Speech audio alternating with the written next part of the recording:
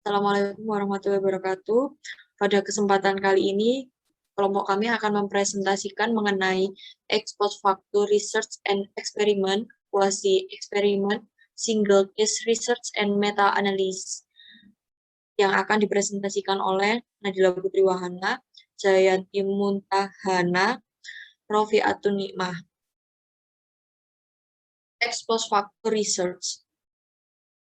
Secara harfiah, ex post facto memiliki arti dari apa yang dilakukan setelahnya. Dalam konteks sosial dan penelitian pendidikan berarti setelah fakta atau retrospektif dan mengacu pada studi yang memiliki kemungkinan sebab akibat hubungan dengan mengamati kondisi yang ada atau keadaan dan mencari kembali ke masa lalu untuk faktor penyebab yang masuk akal. Menurut Cooper dan Schindler 2001-136, maka penelitian ex post facto adalah metode mencari kemungkinan antecedent dari peristiwa yang telah terjadi dan tidak dapat dikendalikan, direkayasa, ataupun dimanipulasi oleh penyelidik. Penelitian ex post facto adalah metode yang dapat juga digunakan sebagai pengganti eksperimen untuk menguji hipotesis tentang sebab dan akibat dalam situasi di mana tidak etis untuk mengontrol ataupun memanipulasi variabel terikat. Correlation and criterion groups design. Dua jenis desain yang dapat diidentifikasikan dalam penelitian ex post facto yaitu yang pertama studi korelasi, yang kedua studi kelompok kriteria. Yang pertama studi korelasi. Studi korelasi melibatkan pengumpulan dua set data, salah satunya akan bersifat retrospektif dengan pandangan untuk menentukan hubungan antara mereka. Studi kedua yaitu studi kelompok kriteria, di mana studi kelompok kriteria atau klausa komparatif pendekatan penyelidik berangkat untuk menemukan kemungkinan penyebab fenomena yang sedang dipelajari dengan membandingkan mata pelajaran yang variabel hadir dengan subjek serupa yang tidak hadir. Karakteristik of ex post facto research. Dalam penelitian ex post facto, peneliti mengambil efek atau variabel dependen dan menguji data secara retrospektif untuk menetapkan penyebab hubungan atau asosiasi dan arti lainnya. Karakteristik lain dari penelitian ex post facto menjadi jelas ketika dikontraskan dengan realita penelitian eksperimental. Occasion when appropriate.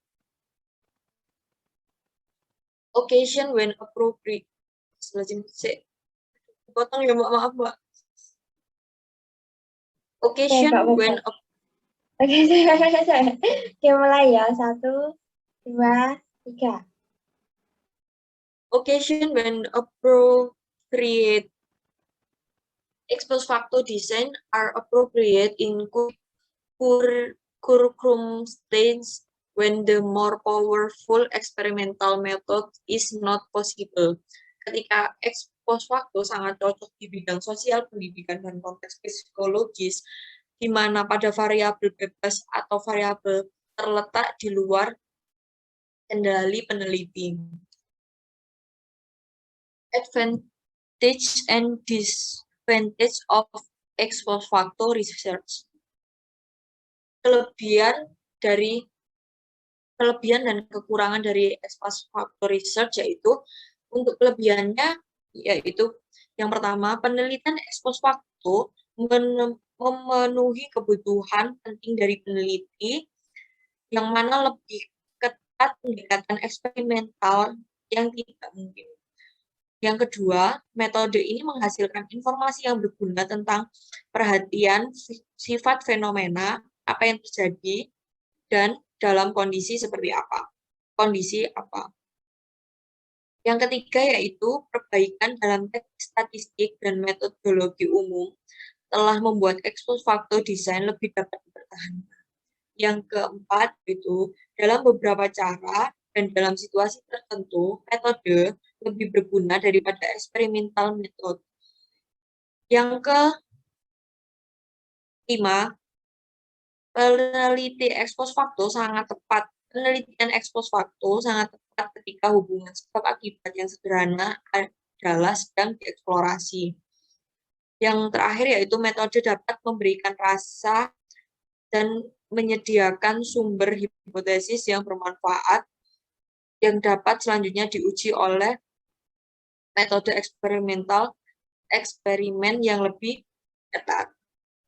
Dan keterbatasan atau kekurangan dari ex-post facto desain sendiri yaitu yang pertama adanya masalah kekurangan dalam kontrol yang tidak dapat dimanipulasi oleh peneliti, yaitu variabel bebas. Yang kedua, seseorang tidak dapat mengetahui dengan pasti apakah faktor penyebab telah dimasukkan atau bahkan diidentifikasi. Yang ketiga, bisa jadi tidak ada satu faktor pun yang menjadi penyebab. Yang keempat, hasil tertentu dapat dihasilkan dari perbedaan penyebab pada kesempatan yang berbeda. Yang kelima, memutuskan mana penyebab dan efeknya. Yang keenam, hubungan dua faktor tidak menetapkan sebab akibat. Yang ketujuh, mengklasifikasikan ke dalam kelompok dikotomis dapat menjadi bermasalah.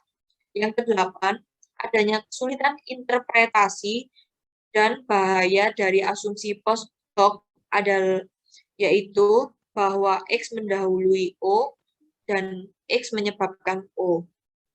Yang kesembilan, ini sering mendasarkan kesimpulan pada A yang terlalu terbatas sampel atau jumlah kejadian. Yang ke-10, sering gagal untuk memilih yang benar, faktor-faktor yang benar atau faktor yang signifikan. Yang ke-11 yaitu metode ini dianggap oleh beberapa orang sebagian yaitu cukup fleksibel. Yang ke-11 tidak memiliki pembatalan atau konfirmasi.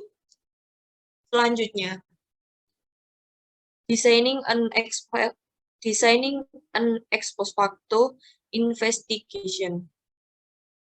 Mengacu pada dua desain dasar yang dianut oleh penelitian ex post facto, model relation atau relasional atau klausa dalam kriteria model kelompok atau klausa komparatif. Seperti yang kita lihat, model klausa mencoba mengidentifikasi antecedent dari kondisi sekarang dan mungkin diwakili dengan gambaran demikian, di mana variabel X atau variabel independen dan O sebagai variabel dependen.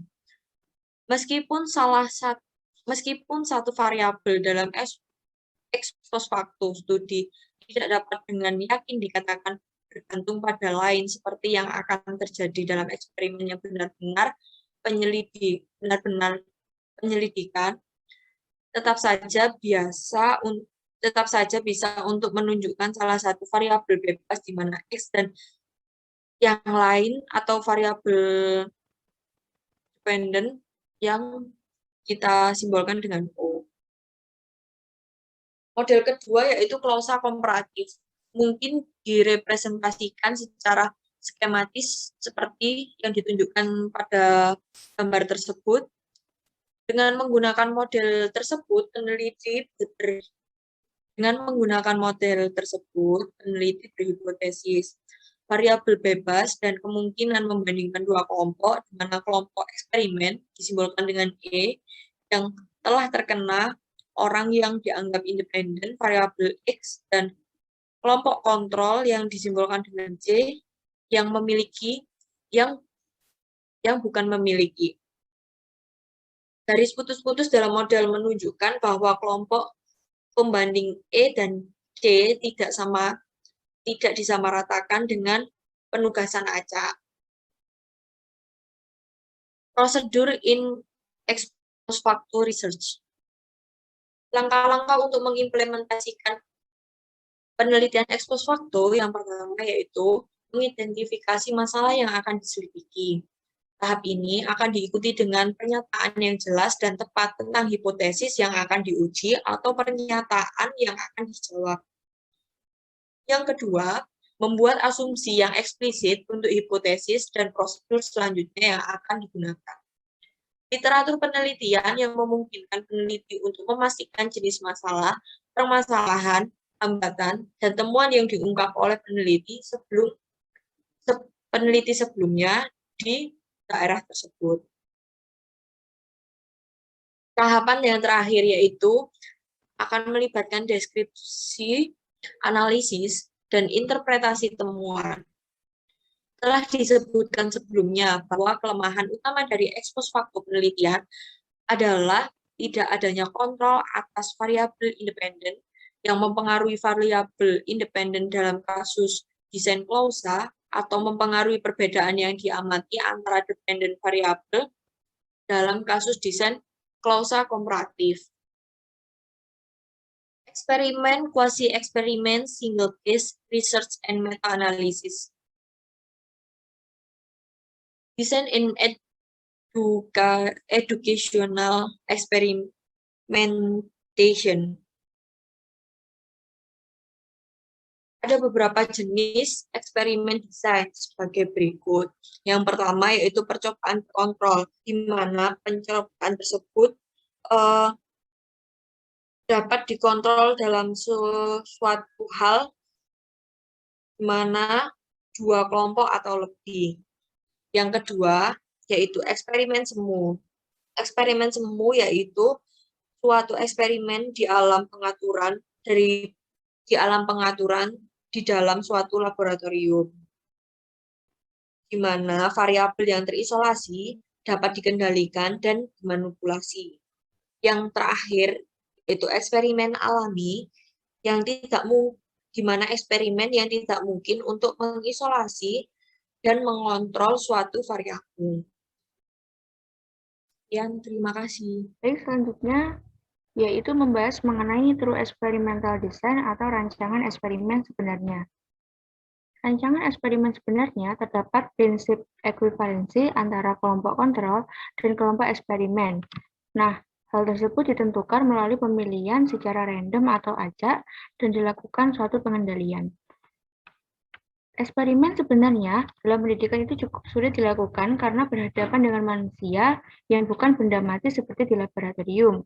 Dengan demikian, tentu masih ada kelemahan dalam validitas eksternal. Selanjutnya, yaitu ada beberapa rancangan dari eksperimen sebenarnya yang meliputi yang pertama, rancangan pretest post-test kelompok kontrol dan eksperimen, rancangan pretest post-test dua kelompok kontrol dan satu kelompok eksperimen, rancangan post-test kelompok kontrol dan eksperimen, rancangan post-test dua kelompok eksperimen, rancangan pretest post-test dua perlakuan, rancangan pasangan yang cocok, rancangan faktorial, rancangan parametrik, dan yang terakhir adalah rancangan tindakan berulang.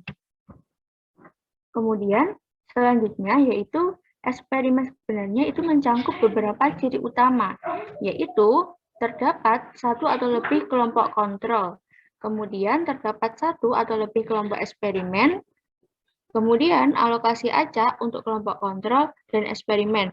Nah, di sini pada pemilihan subjek dalam eksperimen sebenarnya itu dilakukan dengan pemilihan subjek yaitu melalui pengacakan secara random atau pemilihan subjek. Kemudian selanjutnya yaitu terdapat pretest kelompok untuk memastikan kesamaan, post-test kelompok untuk melihat dampaknya pada variabel terikat, satu atau lebih intervensi untuk kelompok eksperimen, isolasi kontrol dan manipulasi variabel bebas, non-kontaminasi antara kelompok kontrol dan eksperimen. Nah, jika eksperimen tidak memiliki ciri semua ini, maka dikatakan sebagai eksperimen kuasi atau semu. Semu di sini itu berarti seolah-olah. Jadi mungkin terlihat seolah-olah itu adalah eksperimen, tetapi itu bukan eksperimen sebenarnya. Kemudian, alternatif selanjutnya untuk eksperimen laboratorium itu yaitu kuasi eksperimen or field eksperimen, yang berarti eksperimen kuasi atau semu atau eksperimen lapangan.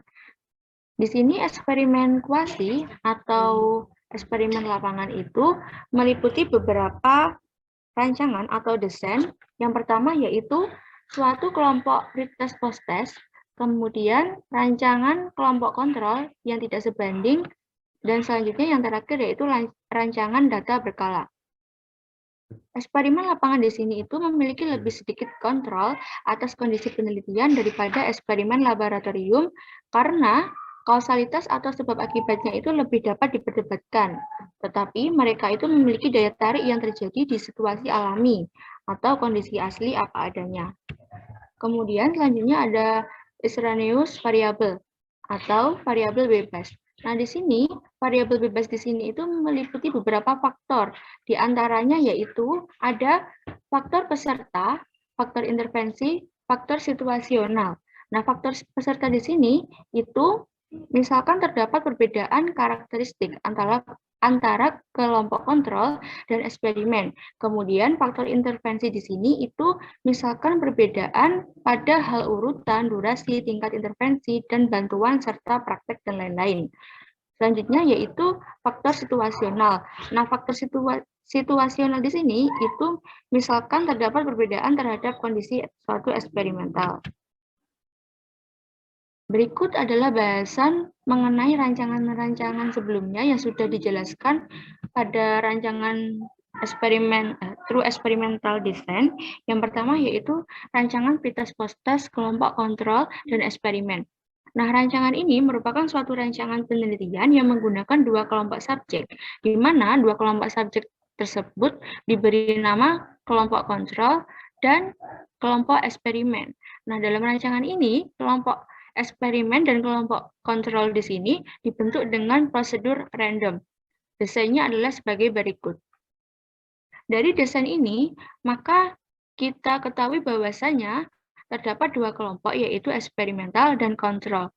Di sini, R ini sebagai random atau diartikan sebagai random. Kemudian, O1 itu sebagai pretest atau tes awal untuk kelompok eksperimen, kemudian X di sini itu sebagai intervensi atau treatment atau perlakuan. Kemudian O2 di sini itu sebagai post-test atau tes akhir untuk kelompok eksperimen. Nah, untuk O3-nya sendiri di sini adalah pretest untuk kelompok kontrol dan O4 merupakan post-test untuk kelompok kontrol.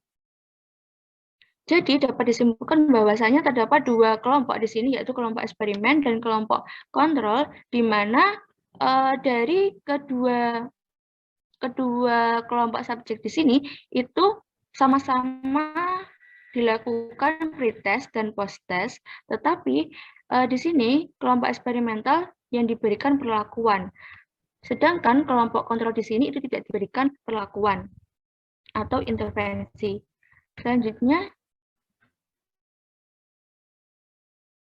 Selanjutnya, menurut Campbell and Stanley tahun 1963, bahwasanya terdapat cara mengendalikan pretest, post-test dalam rancangan kelompok kontrol, di mana efek kausal atau sebab akibat di sini dari suatu intervensi itu dapat dihitung dalam 3 cara. Nah, cara yang pertama yaitu kurangi skor pretest dari skor post-test untuk kelompok eksperimen untuk menghasilkan skor pertama. Kemudian yang kedua yaitu kurangi skor pretest dari skor post-test untuk kelompok kontrol untuk menghasilkan skor kedua. Dan cara yang ketiga yaitu kurangi skor kedua tadi dari skor pertama. Nah, dari cara tersebut maka diperoleh O2 dikurangi RO1 dikurangi O4 dikurangi RO3. Bahwa desain tersebut merupakan pengaruh dari intervensi eksperimental. Yang berarti jika hasilnya negatif maka efek kausalnya adalah negatif. Selanjutnya yaitu rancangan pretest post-test dua kelompok kontrol dan satu kelompok eksperimen. Nah, di sini merupakan rancangan atau desain dari Solomon tahun 1949, bahwasanya mengidentifikasi efek interaksi yang mungkin terjadi jika subjek menyimpulkan hasil yang diinginkan dari melihat pada saat pretest dan post-test. Nah, hal ini sama seperti uji coba terkontrol secara acak, seperti rancangan di atas. Tetapi pada desain ini terdapat dua kelompok kontrol. Dalam uji standar kontrol acak, ada perubahan pada kelompok eksperimen yang dapat disebabkan oleh adanya intervensi atau treatment, yaitu berupa pretest. Nah, dalam desain Solomon ini, kelompok kontrol kedua menerima intervensi, tetapi tidak ada pretest. Desainnya adalah sebagai berikut. Nah, dari desain ini diketahui bahwasanya terdapat tiga kelompok kontrol, tiga kelompok, yaitu eksperimental dan 2 kelompok kontrol. Nah, eksperimental di sini itu diberikan pretest dan post-test. Ditambah lagi diberikan suatu perlakuan. Kemudian pada kelompok kontrol pertama itu diberikan pretest dan post-test, tetapi tidak diberikan. Kedua, di sini itu hanya diberikan post-test dan perlakuan, tetapi tidak diberikan pretest atau tes awal. Selanjutnya, yaitu rancangan post-test kelompok kontrol dan eksperimen. Nah, di sini merupakan suatu rancangan di mana peserta secara acak itu ditugaskan ke kelompok kontrol dan kelompok eksperimen, tetapi tidak ada pretest. Kelompok eksperimen menerima intervensi dan kedua kelompok sama-sama hanya diberikan post-test. Desainnya adalah sebagai berikut. Di sini terlihat jelas bahwasanya terdapat 2 kelompok, yaitu eksperimental dan kontrol. Eksperimental di sini itu diberikan perlakuan dan dilakukan post-test. Kemudian kontrol tidak diberikan perlakuan, kemudian dilakukan post-test. Tetapi yang membedakan dari rancangan sebelumnya, yaitu pada rancangan ini, kedua kelompok ini sama-sama tidak diberikan pretest atau tes awal. Jadi langsung ke tes akhir. Rancangan selanjutnya yaitu rancangan post-test 2 kelompok eksperimen. Nah, rancangan ini merupakan suatu rancangan di mana subjek dipilih secara random dan ditugaskan ke masing-masing kelompok, yaitu 2 kelompok eksperimen. Kelompok eksperimen pertama menerima intervensi pertama dan kelompok eksperimen kedua menerima intervensi kedua. Nah, di sini kedua kelompok tersebut hanya diberikan post-test saja tanpa adanya pretest. Desainnya adalah sebagai berikut.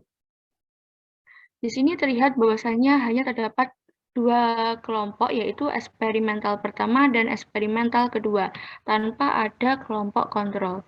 Nah, di sini dari kedua kelompok ini sama-sama tidak dilakukan pretest, tetapi diberikan perlakuan dan diberikan suatu post-test atau tes akhir. Perlakuan di sini yang diberikan itu berbeda. Jadi antara kelompok eksperimen pertama dan eksperimen kedua. Rancangan selanjutnya yaitu rancangan pretest post-test 2 perlakuan. Rancangan ini merupakan suatu rancangan di mana subjek dipilih secara random dan dialokasikan ke masing-masing dari 2 kelompok eksperimen.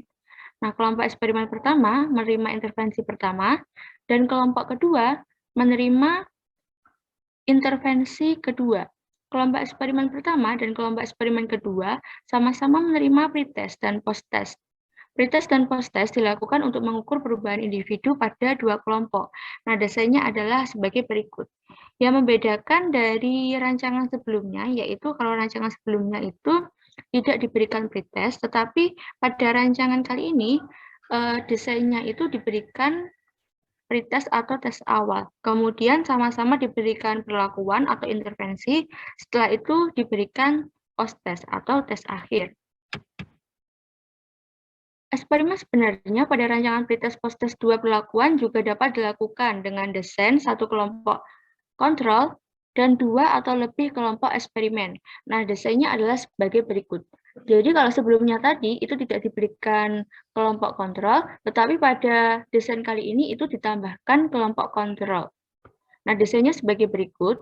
Tetapi di sini itu kelompok kontrolnya itu tidak diberikan intervensi atau perlakuan. Selanjutnya yaitu rancangan pasangan yang cocok.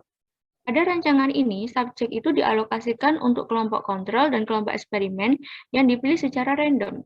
Tetapi dasar alokasinya adalah salah satu anggota kelompok kontrol dicocokkan dengan anggota kelompok eksperimen pada beberapa variabel bebas yang dianggap penting untuk penelitian. Nah, misalnya, terdapat variabel bebas yang dianggap memiliki pengaruh terhadap variabel terikat, seperti jenis kelamin, usia, kemampuan, dan sebagainya.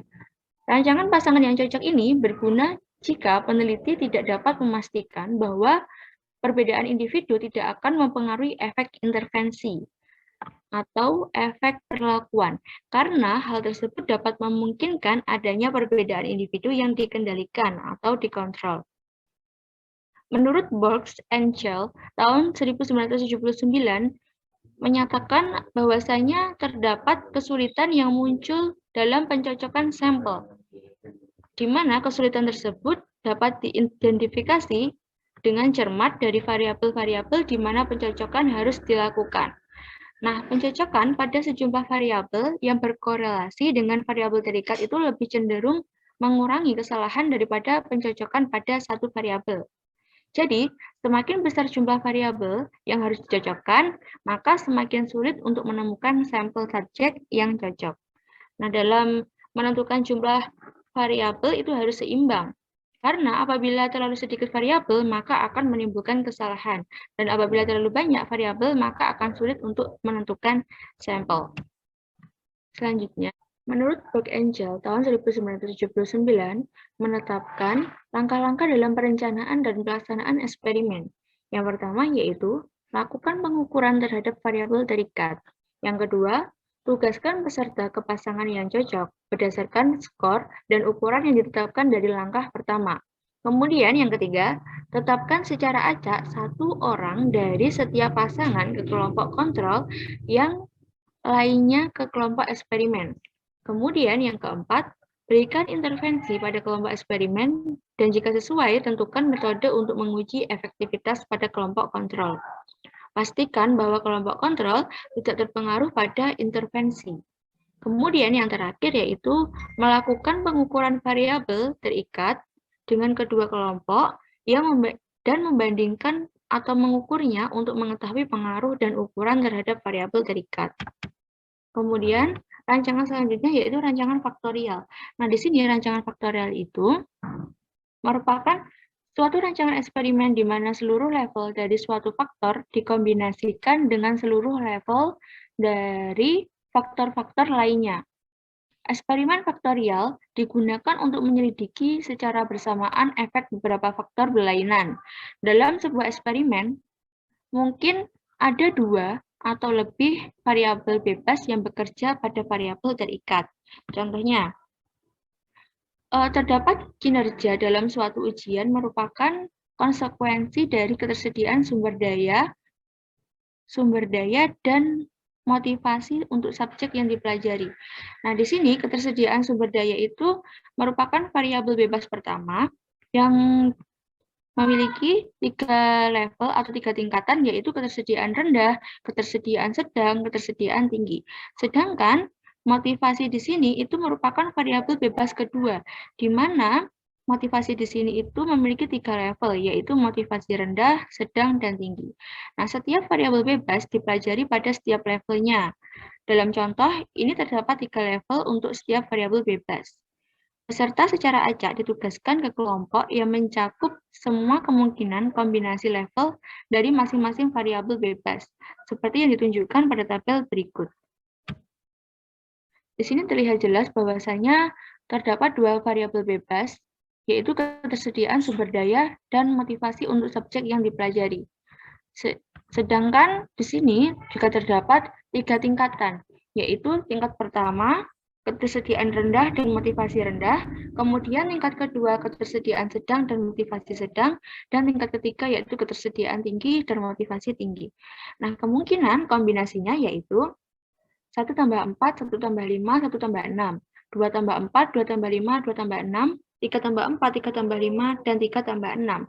Sehingga diperoleh di sini yaitu 9 grup, yaitu 3 kali 3 kombinasi. Dapat dilakukan dengan pemberian pretest dan posttest. Nah, hal ini mungkin menunjukkan bahwa ketersediaan sumber daya yang rendah dan motivasi rendah itu memiliki pengaruh yang signifikan secara statistik terhadap kinerja dalam suatu ujian. Sedangkan ketersediaan sumber daya yang sedang dan tinggi tidak memiliki pengaruh. Atau bahwa ketersediaan tinggi dan motivasi tinggi memiliki efek yang signifikan secara statistik pada kinerja, sedangkan motivasi tinggi dan ketersediaan rendah tidak, dan sebagainya. Kemudian selanjutnya yaitu rancangan parametrik. Nah, di sini rancangan parametrik itu peserta secara acak ditugaskan ke kelompok yang parameternya tetap dalam hal tingkat variabel bebas yang diterima masing-masing. Jadi di sini misalkan dilakukan suatu eksperimen. Di sini eksperimen di sini itu untuk meningkatkan kemampuan membaca pembaca yang buruk, sedang, baik, dan luar biasa. Dapat diketahui bahwasanya terdapat 4 tingkat variabel bebas kemampuan membaca. Nah, 4 kelompok eksperimen tersebut dibentuk untuk menerima intervensi atau menerima perlakuan. Dengan demikian, maka kelompok eksperimen pertama atau pembaca yang buruk, kelompok eksperimen kedua pembaca yang sedang, kelompok eksperimen 3 pembaca yang baik, kelompok eksperimen 4 pembaca yang luar biasa, dan kelompok kontrol 5 itu tidak akan menerima intervensi karena dia tidak mendapatkan suatu perlakuan. Sehingga rancangan parametrik di sini itu berguna jika variabel bebas dianggap memiliki tingkat atau rentang nilai yang berbeda, yang mungkin berpengaruh pada hasil penelitian konfirmatori atau pada hasil penelitian eksplorasi. Selanjutnya yaitu rancangan tindakan berulang. Nah, di sini peserta dalam kelompok eksperimen itu diuji di bawah 2 atau lebih kondisi eksperimental. Misalnya, seorang anggota kelompok eksperimen menerima lebih dari 1 intervensi, yang mungkin atau tidak mungkin termasuk kondisi kontrol. Hal ini mengakibatkan potensi kontrol yang cukup besar, karena orang yang pertama atau orang yang sama itu menerima intervensi yang berbeda.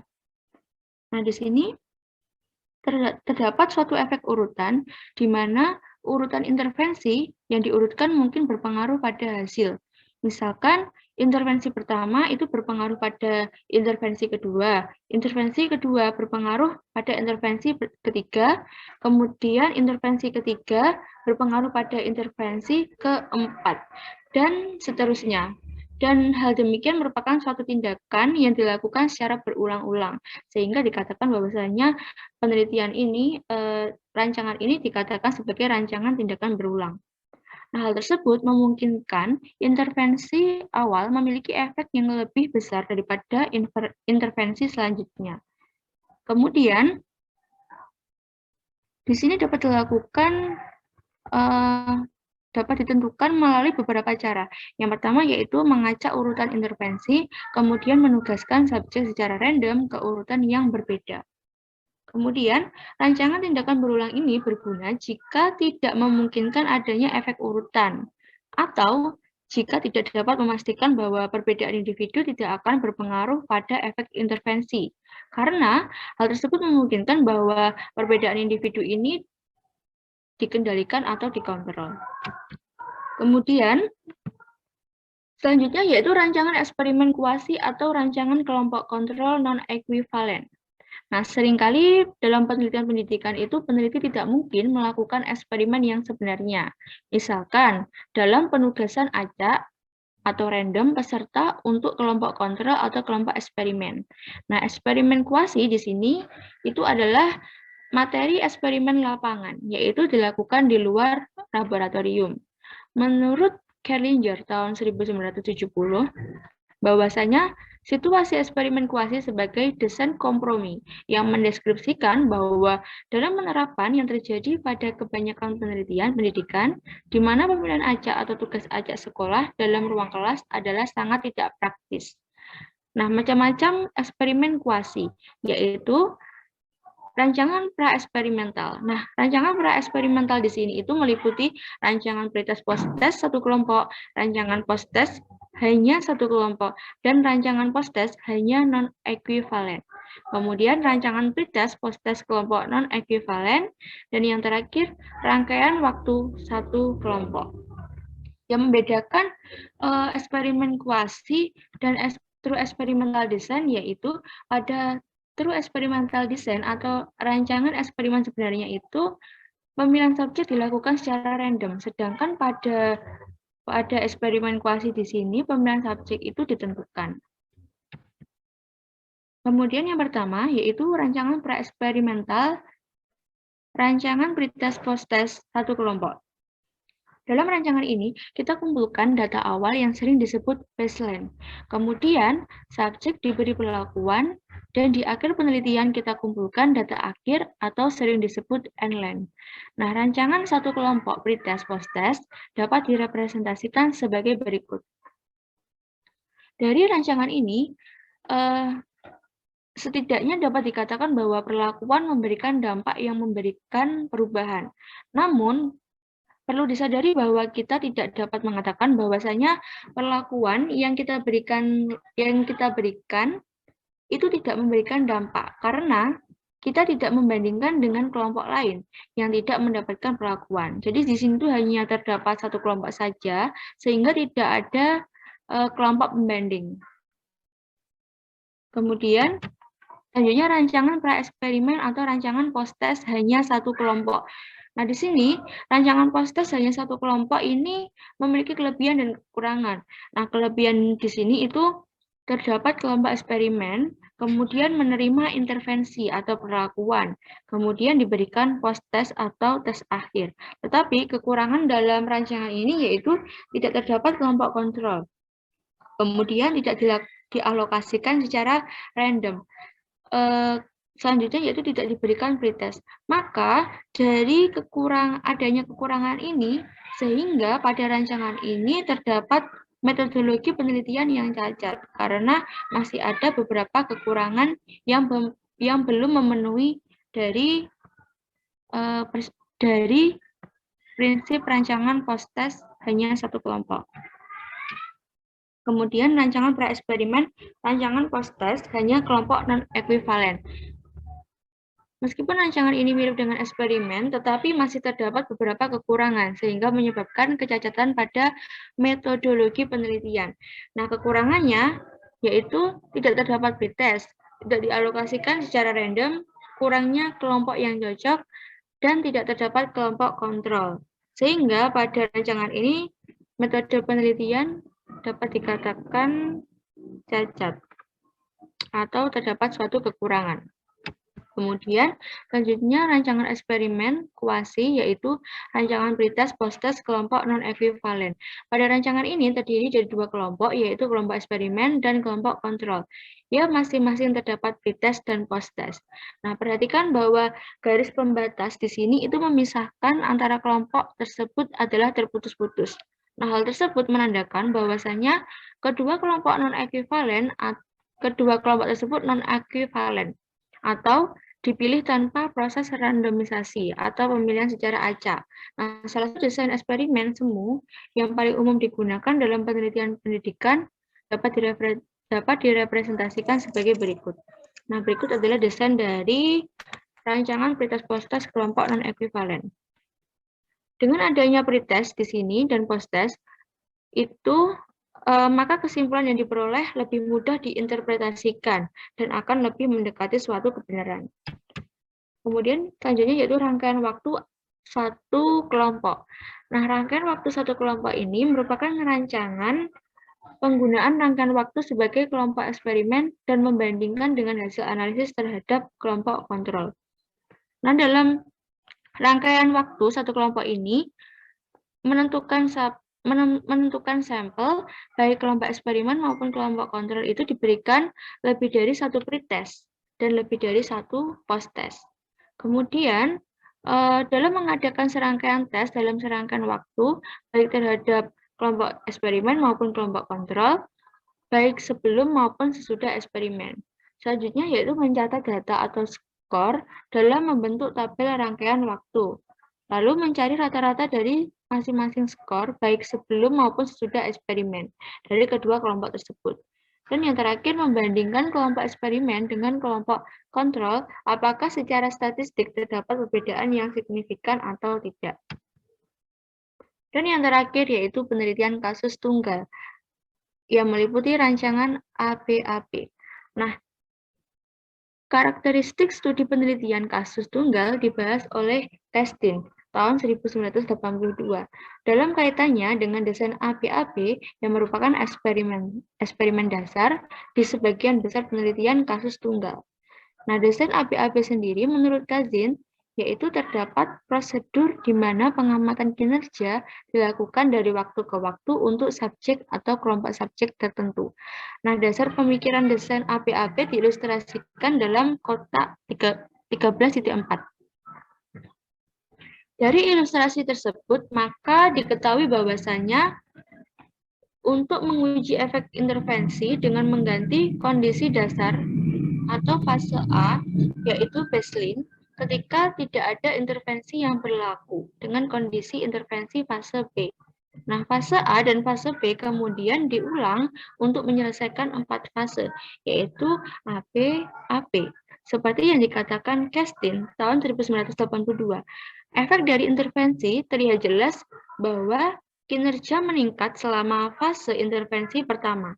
Nah, dari ini dapat diketahui dari ilustrasi bahwasanya terdapat peningkatan dari fase pertama ke fase kedua. Kemudian kembali atau mendekati tingkat kinerja awal ketika penelitian dihentikan dan membaik lagi ketika penelitian dimulai kembali pada fase intervensi kedua. Jadi setelah intervensi kedua di sini itu kembali lagi terjadi suatu peningkatan dari fase pertama atau phase A ke intervention ke B. Nah, itu tadi penjelasan mengenai through experimental design beserta rancangan-rancangan yang dimilikinya. Selanjutnya yaitu akan dilanjutkan oleh Saudari Jayanti. Baik, untuk selanjutnya, prosedur in conducting experimental research atau prosedur dalam melakukan penelitian eksperimen. Investigasi eksperimen harus mengikuti serangkaian prosedur yang logis. Kita harus mengurutkan satu persatu dan penuh kehati-hatian. Hal ini sangat sulit untuk menetapkan aturan yang jelas sebagai panduan dalam penelitian eksperimen. Peneliti hanya dapat mengidentifikasi rute yang ideal untuk diikuti, karena penelitian pendidikan jarang yang terjadi secara sistematis. Ada 10 langkah prosedur dalam melakukan penelitian eksperimen. Yang pertama, identify the purpose of the experiment atau mengidentifikasi tujuan percobaan. Peneliti harus mengidentifikasi dan mendefinisikan masalah penelitian setepat mungkin dan selalu menganggap bahwa masalahnya dapat diterima ke metode eksperimental. Yang kedua, select the relevant variables atau pilih variabel yang relevan. Ada 2 sifat variabel, yaitu dapat diukur dan menjadi indikator yang valid. Yang ketiga, specify the level of the intervention. Tentukan tingkat intervensi, misal intervensi rendah, sedang, dan tinggi. Peneliti harus memilih level yang sesuai di mana untuk menguji variabel yang independen.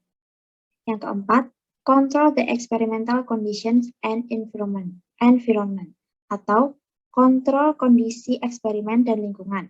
Peneliti harus memutuskan jenis eksperimen yang akan mereka lakukan, mungkin dari varietas yang ditetapkan dalam bab ini.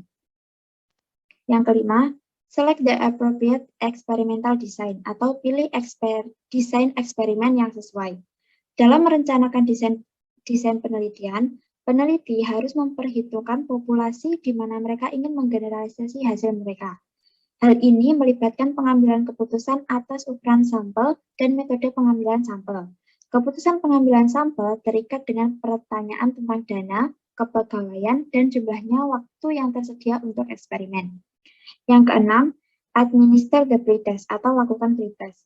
Dengan mempertimbangkan masalah validitas, peneliti harus memilih instrumen, memilih tes, dan memutuskan metode analisis yang tepat.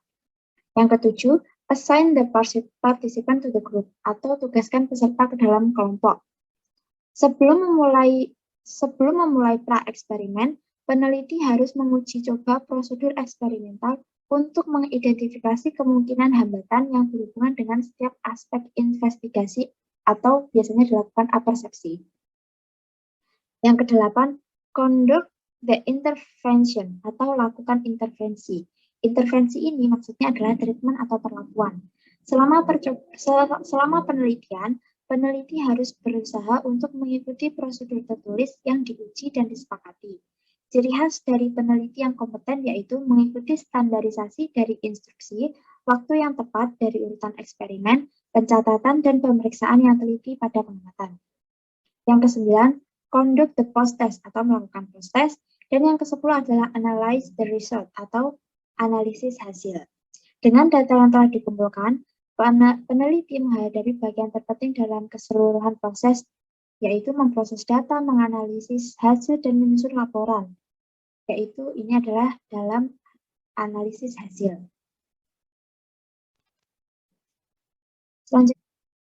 Selanjutnya adalah example from educational research. Yang pertama, example 1, a pre-experimental design. Contoh yang pertama adalah dari pre-experimental design. Di sini dalam penelitian Campbell dan Stanley pada tahun 1991 sampai 1992. Mereka meneliti postgraduate diploma yang mengikuti kursus pelatihan untuk mengajar ilmu sosial di SMA Botswana. Peneliti atau Campbell dan Stanley ini ingin mengetahui apakah program studi yang disusun akan mempengaruhi orientasi siswa terhadap pengajaran IPS. Seperti yang kita tahu, orientasi itu adalah peninjauan untuk menentukan sikap yang tepat dan benar. Nah, dalam penelitian ini terdapat populasi sebanyak 48 mahasiswa. O1 ini adalah pretest, O2 adalah post-test, dan X itu adalah intervensi atau treatment. Treatment dalam penelitian ini adalah program studi yang disusun. Menggunakan simbol dan konvensi yang diadopsi sebelumnya, untuk mewakili desain penelitian, kita dapat menggambarkan studi penelitiannya yaitu eksperimental O1 X O2. O1 di sini adalah pretest, X ini adalah treatment, dan O2 ini adalah post-test. Jadi, maka dari itu, pada pre-experimental design, terdapat pretest dan post-test, dan terdapat beberapa extraneous variable, karena pada penelitian pre-experimental design itu tidak ada class control. Yang kedua adalah example 2, a quasi-experimental design. Dalam penelitian Mason et al. Yang meneliti di Shevington Comprehensive School kelas 7 sampai kelas 9. Penelitian ini terjadi pada tahun 1984 sampai 1992. Nah, penelitian ini tujuan utamanya adalah untuk menguji apakah pengajaran eksplisit fitur linguistik dari buku teks GCSE, kursus dan ujian akan menghasilkan peningkatan kinerja di seluruh kurikulum sekunder. Penelitian ini,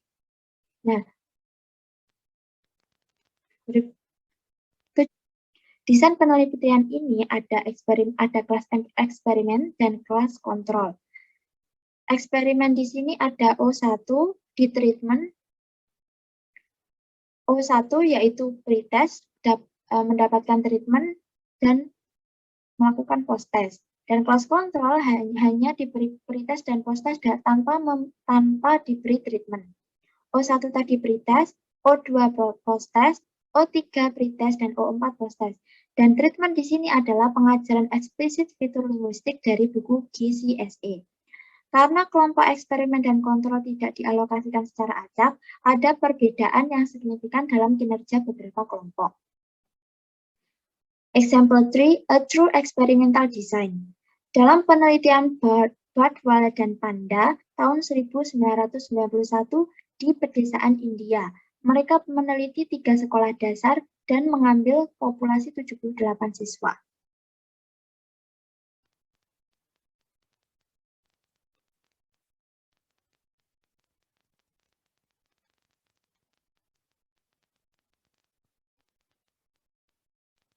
Penelitian Bardwell dan Panda berkaitan dengan mempengaruhi peningkatan kinerja murid sebagai konsekuensi dari perubahan strategi pengajaran menggunakan desain eksperimental yang lebih kuat. Nah, populasi di penelitian ini ada 78 siswa, dengan kelas eksperimennya 26 siswa dan kelas kontrolnya 52 siswa. Kelas kontrolnya ini dibagi menjadi 2. Jadi ada first control dan second control. Dan X-nya di sini adalah changing teaching strategies atau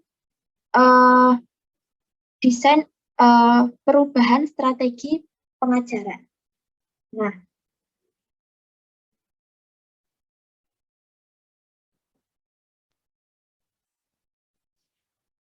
sehingga kelompok eksperimental itu membuat keuntungan yang sangat signifikan sehubungan dengan tingkat kebiasaan belajar dibandingkan dengan kelompok kontrol, dua kelompok kontrol di mana siswa tidak menunjukkan perubahan yang nyata. Yang selanjutnya adalah evidence-based research atau penelitian berbasis bukti. Akar dari penelitian berbasis bukti terjadi pada dunia medis atau kedokteran, di mana akar dari penelitian berbasis bukti atau evidence-based research itu terjadi pada dunia medis atau kedokteran. Kemudian di garis depan penelitian bidang pendidikan ini adalah penelitian dari Fitzgibbon. Karya Fitzgibbon itu sangat kritis terhadap pemodelan bertingkat dan sebaliknya. Menyarankan bagaimana sistem indikator dapat digunakan dengan metode eksperimen untuk memberikan bukti kausalitas yang jelas dan jawaban yang siap untuk pertanyaan sendiri, yaitu bagaimana kita tahu apa yang berhasil. Jadi, penelitian berbasis bukti ini adalah peneliti mencari tahu bagaimana peneliti tahu penelitian ini berhasil kalau tidak ada buktinya. Kemudian Fitzgibbon juga menyarankan bahwa pendekatan berbasis bukti atau evidence-based research itu diperlukan untuk menantang penerapan penelitian yang belum terbukti, memecahkan masalah dan menghindari prosedur yang berbahaya, dan menciptakan perbaikan yang mengarah ke lebih banyak pembelajaran yang efektif.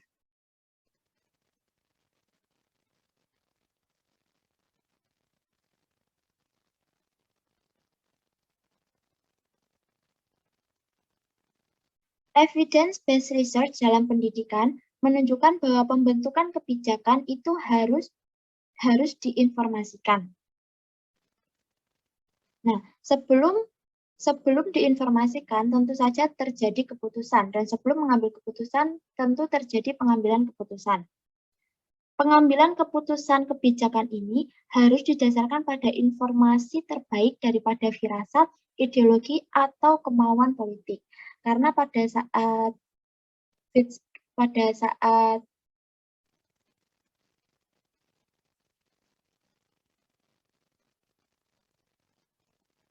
pengambilan keputusan kebijakan harus didasarkan pada informasi terbaik daripada firasat, ideologi, atau kemauan politik.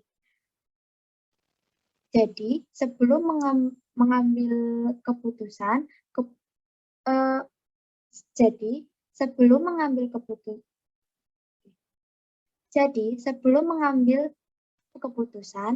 peneliti itu sebelum mengambil keputusan,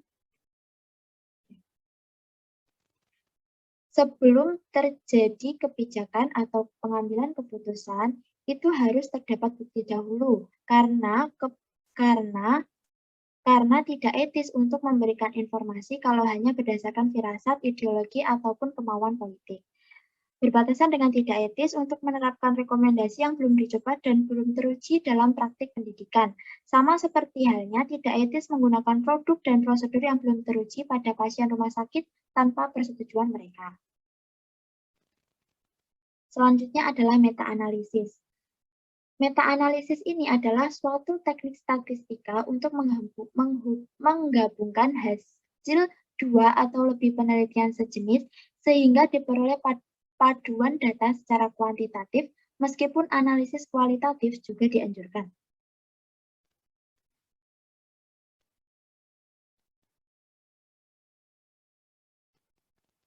Glass dan Hunter menyarankan 8 langkah dalam prosedur meta-analisis. Yang pertama, identifikasi variabel yang difokuskan atau independen.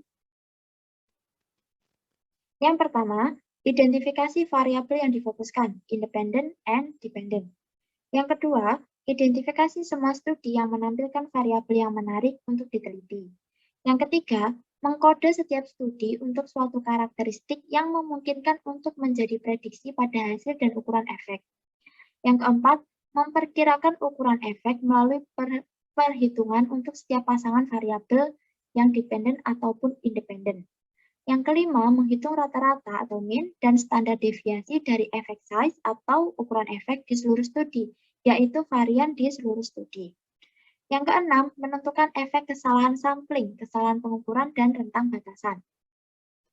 Jika sebagian varians disebabkan oleh masalah pada langkah 6, maka ukuran efek rata-rata dapat dianggap sebagai perkiraan yang akurat dari hubungan antar variabel.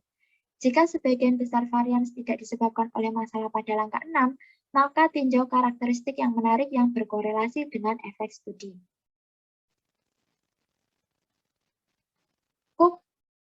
Cook dan kawan-kawan menetapkan model untuk tinjauan integratif sebagai proses penelitian, meliputi yang bernama perumusan masalah, di mana meta-analisis berkualitas tinggi harus diteliti dalam memperhatikan desain, pelaksanaan, dan analisis tinjauan. Yang kedua, pengumpulan data, di mana pengambilan sampel studi untuk ditinjau harus menunjukkan kesesuaian tujuan. Yang ketiga, pengambilan dan analisis data, di mana ancaman terhadap validitas dalam penelitian non-eksperimental, tinjauan integratif harus ditangani. Validitas di sini harus menunjukkan kesesuaian untuk tujuan, keandalan dalam pengkodean, dan perhatian pada kekakuan metodologis dari bagian asli penelitian.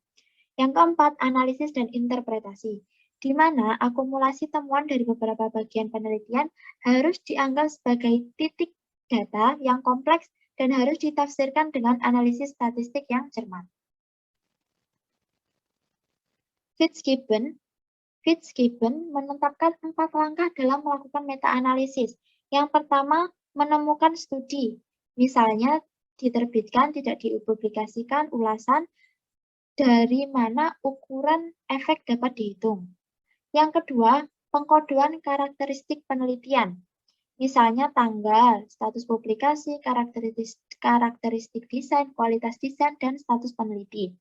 Yang ketiga, mengukur ukuran efek. Misalnya, menempatkan kelompok eksperimen sebagai Z-score dalam distribusi kelompok kontrol, sehingga hasil dapat diukur pada skala umum mengendalikan lampi data atau data non-independen dari kumpulan data besar. Yang keempat, menghubungkan ukuran efek dengan variabel konteks. Misalnya, untuk mengidentifikasi perbedaan antara studi yang terkontrol dengan baik dan yang tidak terkontrol. Glass menghitung ukuran efek sebagai berikut, yaitu mean experimental group dikurangi mean of control group dibagi oleh standard deviation of the control group.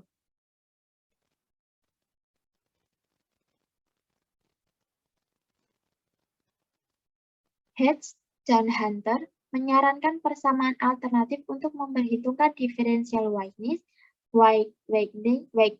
karena variasi ukuran sampel. Dua indeks ukuran efek yang paling sering digunakan adalah standardized mean difference dan correlation. Meskipun statistik non-parametrik, misalnya median, dapat digunakan, menetapkan serangkaian uji statistik untuk bekerja pada ukuran efek, rata-rata ukuran efek, dan homogenitas. Jelas dari sini bahwa Glass dan yang lainnya berasumsi bahwa meta-analisis itu dapat dilakukan hanya untuk jenis penelitian tertentu atau jenis eksperimen saja, daripada untuk semua jenis penelitian yang maka dari itu hal ini memungkinkan membatasi penerapan dari meta-analisis.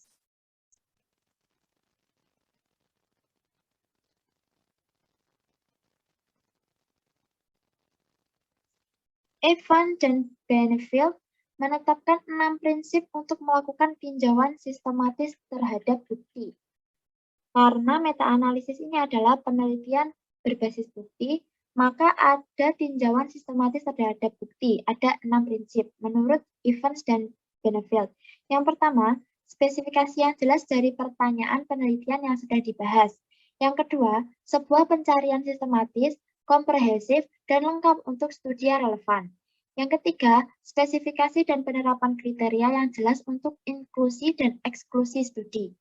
Yang keempat, evaluasi kualitas metodologi yang digunakan dalam setiap studi. Yang kelima, spesifikasi strategi untuk mengurangi bias dalam memilih dan meninjau studi. Dan yang keenam adalah transparansi dalam metodologi yang diadopsi untuk meninjau studi.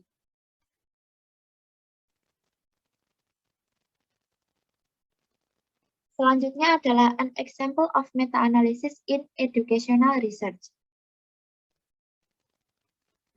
Glass dan Smith mengidentifikasi 77 studi empiris tentang hubungan antara ukuran kelas dan pembelajaran murid.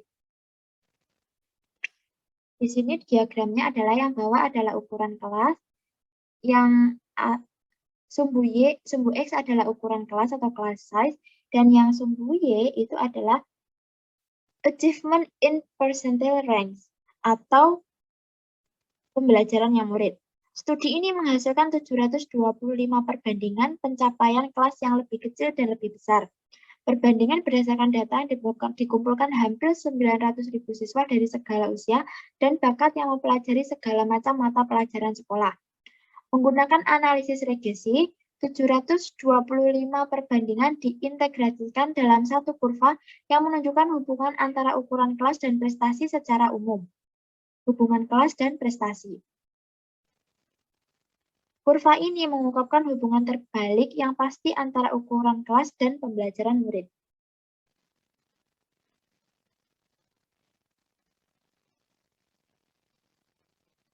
Ketika para peneliti memperoleh kurva serupa untuk berbagai keadaan yang mereka hipotesiskan, akan mengubah hubungan dasar. Misalnya tingkat kelas, mata pelajaran yang diajarkan, kemampuan murid, dan lain-lain. Hampir tidak ada satupun dari keadaan khusus ini yang mengubah hubungan dasar. Hanya satu faktor yang secara substansial mempengaruhi kurva. Apakah studi asli dikendalikan secara memadai dalam arti eksperimental untuk perbedaan awal antara murid dan guru di kelas yang lebih kecil dan lebih besar. Kurva kontrol memadai dan tidak memadai disajikan dalam kotak 13.6. Sekian dari presentasi dari kami. Terima kasih atas perhatiannya.